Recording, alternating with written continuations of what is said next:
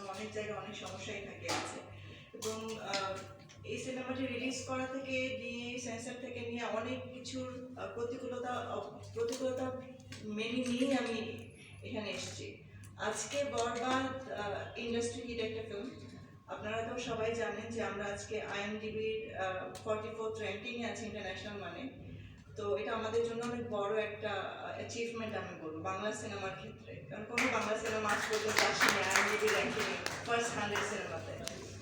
তো এটা শুধু শুধু যে আমার মেকিং এর উপর তা কিন্তু না, এটা আমার দর্শকের এবং আপনাদের ভালোবাসা সবার সবার জন্য এটা পসিবল ছিল।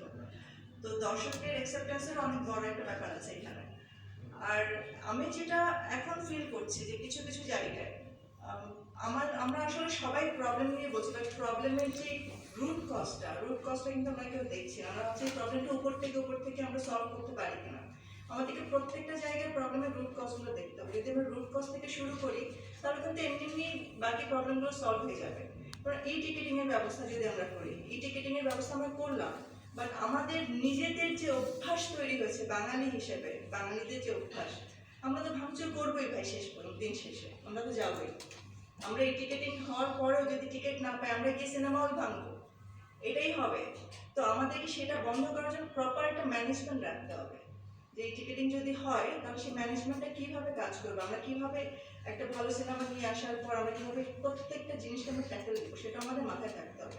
কারণ যারা ভাঙচুর করে অভ্যাস, যারা জোর করে সিনেমা হলে ঢোকার অভ্যাস, তারা কিন্তু এই টিকিটিংয়ের লাইন ধরে দাঁড়িয়ে থেকে এটা করতে চাইবে না। অনেক সময় বলবে যে না নেট ভালো না, কিনতে পারি না, টিকিট পাচ্ছি না, আমরা অনলাইনে চাচ্ছি কেনার জন্য কিনতে পারছি না। এই প্রবলেমও কিন্তু হবে, যেটা যেটা আমার মনে হয় যে সিনেপ্লেক্সের ক্ষেত্রেও অনেকের সাথে এটা হচ্ছে। তো কমপ্লেন করছে সবাই যে আমরা অনলাইনে টিকিট পাচ্ছি না, কাউন্টারে যাচ্ছি, কাউন্টারে উঠছে আমরা দিতে পারছি না, আমাদের সিস্টেমের প্রবলেম হচ্ছে। তো আমাদের এইগুলো মাথায় রেখে কাজ করতে হবে যে আসলে আমরা কিভাবে জিনিসগুলো ম্যানেজ করবো।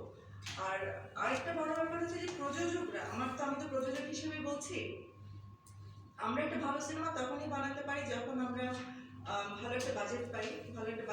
একটা ভালো সিনেমা বানাতে হলে অনেক কিছু আমাদেরকে দেখতে হয়। তো ভালো বাজেট না হলে কিন্তু একটা সিনেমাকে ওই পরিমাণ স্ট্যান্ডার্ডে নিয়ে যাওয়াটা কষ্ট। আর এত বড় বাজেটের সিনেমা যদি আমরা কারেন্ট সিচুয়েশনে বাংলাদেশের দর্শক যা আছে বা রিপিট যদি দর্শক না হয় তাহলে কিন্তু ওই বাজেট উঠানো মার্কেট থেকে খুবই কষ্টকর একটা ব্যাপার। আমার রিপিট দর্শক ছিল বলে আলহামদুলিল্লাহ আমি এটা খুব ভালোভাবেই মার্কেট থেকে বেরিয়ে যেতে পারবো। আমার লোক নির্মিত টাকা নেই বা প্রফিট থেকে হবে, কম হবে, হয়তো প্রফিটটা কম হবে, বাট আমি আলহামদুলিল্লাহ লস হবে না। কারেক্ট।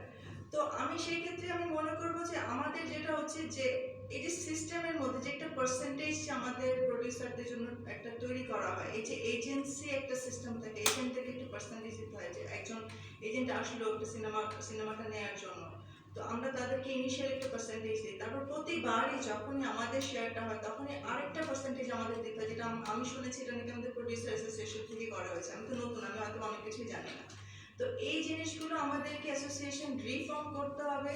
আমাদেরকে আমরা সব কিছুই নতুন করে করছি, বাট আমাদের সিস্টেম কিন্তু পুরনো। আমাদের সিস্টেমগুলোকে নতুন করতে হবে। যদি আমরা সিস্টেম নতুন না করতে পারি, নতুন সিনেমা বানিয়ে লাভ নেই। সিনেমা ভালো করার সাথে সাথে আমাদের সিস্টেমটাকে ভালো করতে হবে। তো সবকিছু মিলে আমি মনে করবো যে আমাদের